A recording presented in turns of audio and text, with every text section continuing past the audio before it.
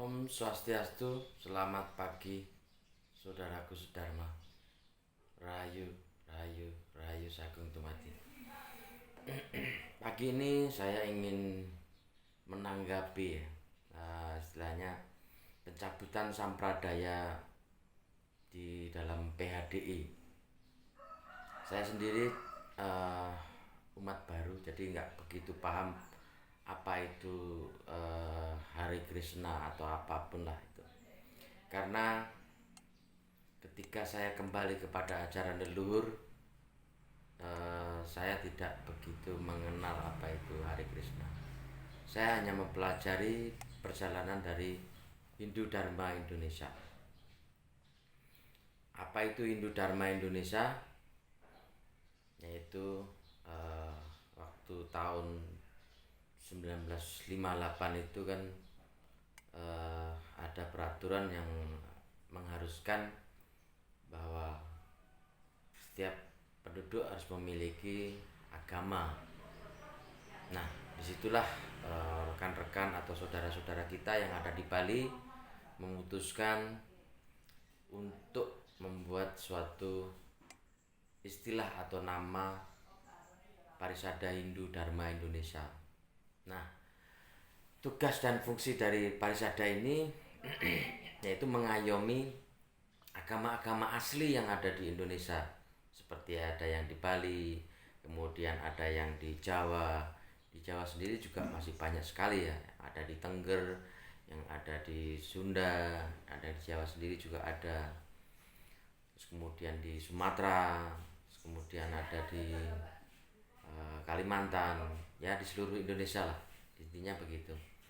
Jadi saya sangat setuju, artinya ketika saya memilih masuk ke dalam ajaran leluhur, yaitu pilihan saya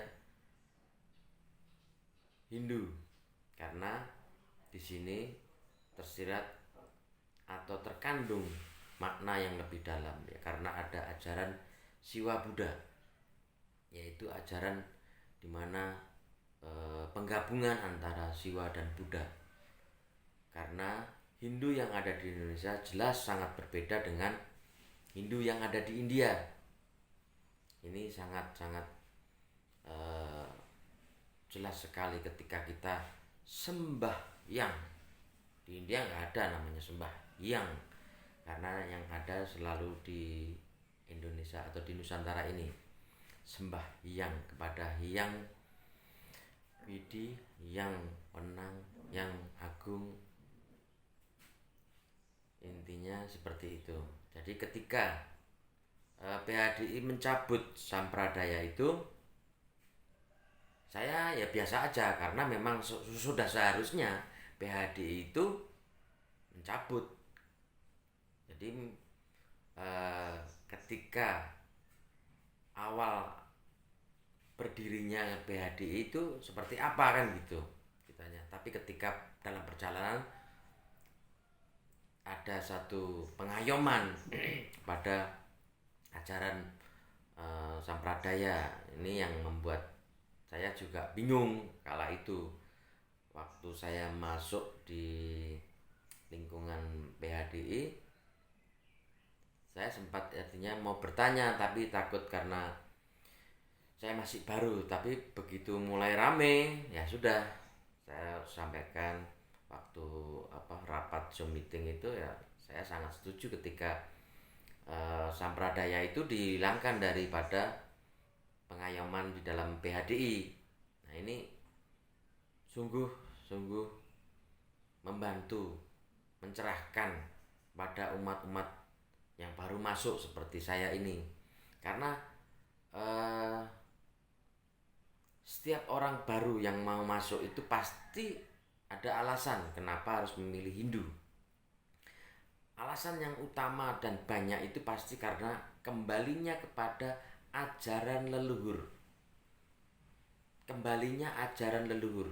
Nah, ketika kembalinya ajaran leluhur ini kok ada leluhur bangsa lain, ini kan ya menurut saya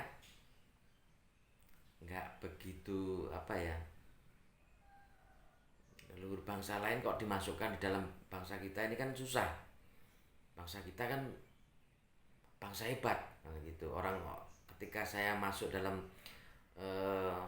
Hindu ini kan karena saya selalu dikasih tahu sama guru saya mengatakan bahwa bangsa kita adalah bangsa hebat. Belum ada bangsa yang sehebat bangsa kita. Mana ada bangsa yang bisa menyatukan dua ajaran, yaitu antara Siwa dan Buddha. Belum ada. Yang ada misah-misahkan. Jadi istilahnya seperti dipecah-pecah. Justru bangsa kita yang menyatukan antara ajaran Siwa dan Buddha. Begitulah ajaran Siwa Buddha yang diajarkan dari leluhur kita kepada kita.